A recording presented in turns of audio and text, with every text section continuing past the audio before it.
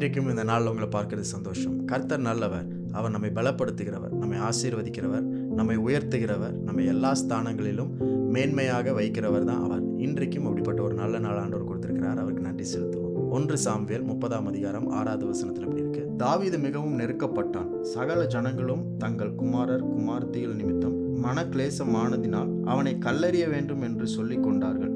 தாவீது தன் தேவனாகிய கர்த்தருக்குள்ளே தன்னை திடப்படுத்தி கொண்டான்.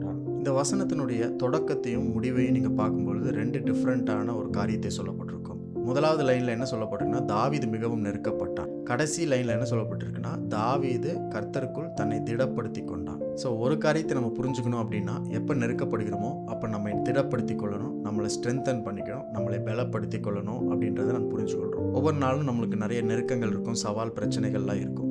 இருந்தாலும் அது சாதாரணமான நாளாக இல்லாமல் அதை அசாதாரணமான நாளாக மாற்றுறது நம்ம கையில் ஆண்டவர் கொடுத்திருக்கிறார். அதை எப்படி செய்ய முடியும் அப்படின்னா, நமக்கு வேணுங்கிற பலனை தேவனுக்குள்ள இருந்து நம்ம பெற்றுக்கொள்ள வேண்டும், தேவனுக்குள்ள நம்ம கண்டுபிடிக்க வேண்டும். தாவீது கர்த்தருக்குள் தன்னை திடப்படுத்தி கொண்டான் அப்படின்னு வசனத்தில் இருக்கு. அப்படின்னா என்ன அர்த்தம்னா, அவனை சுற்றி இருந்த சூழ்நிலையும் அவனுக்கு எதிராக இருந்த மக்களையும் அவன் பார்க்கவே இல்லை.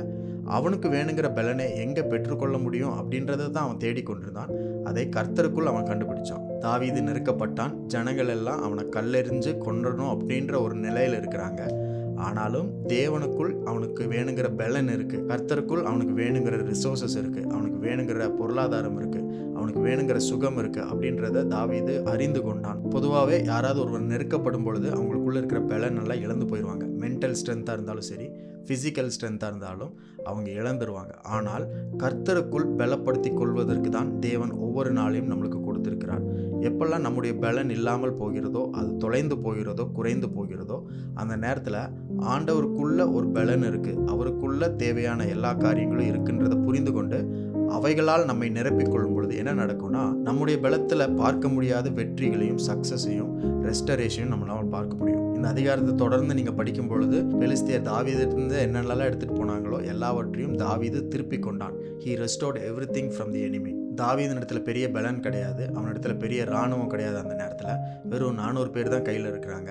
ஆனால் தேவனுக்குள்ள கர்த்தருக்குள்ள அவனை பலப்படுத்தி கொண்டதுனால, கர்த்தருடைய பலத்தை கொண்டு அவன் என்ன பண்ணுறான்னா, பெலிஸ்தியர்கிட்ட எல்லாவற்றையும் அவன் மீட்டு கொள்கிறான், திருப்பிக் கொள்கிறான், ரெஸ்டோர் பண்ணிக்கிறான். இன்றைக்கும் ஆண்டவர் உங்களுக்கு அதை தான் சொல்கிறார். உங்களுடைய பலன் இல்லைனாலும் பரவாயில்ல, உங்கள்கிட்ட இருக்கிற ரிசோர்ஸஸ் ரொம்ப கம்மியாக இருந்தாலும் பரவாயில்ல, போதுமான அளவுக்கு பணம் இல்லைனாலும் பரவாயில்ல, போதுமான அளவுக்கு நம்மளுக்கு தைரியம் இல்லை, அந்த அளவுக்கு நம்மளுக்கு ஸ்ட்ரென்த் இல்லை, சக்தி இல்லைனாலும் பரவாயில்ல.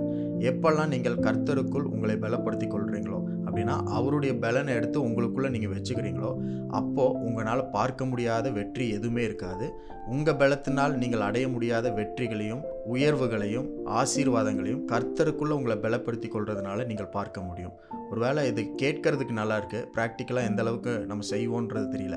ஆனால் ப்ராக்டிக்கலாக செய்கிறதுக்கான ஒரு டிசிஷனை இன்றைக்கி நீங்கள் எடுக்கும் பொழுது, தேவன் உங்களுக்குள்ளே தம்முடைய பலத்தினால் நிறைத்து, அவர் பலத்தில் எவ்வளோ பெரிய வெற்றிகள்லாம் அடைய முடியுமோ அவைகள் எல்லாவற்றையும் நீங்கள் அடைவதற்கு உங்களை பலப்படுத்துவார். அதனால் எல்லா நாளும் சாதாரணமான தோல்வியின் நாளாக நீங்கள் பார்க்க வேண்டாம்.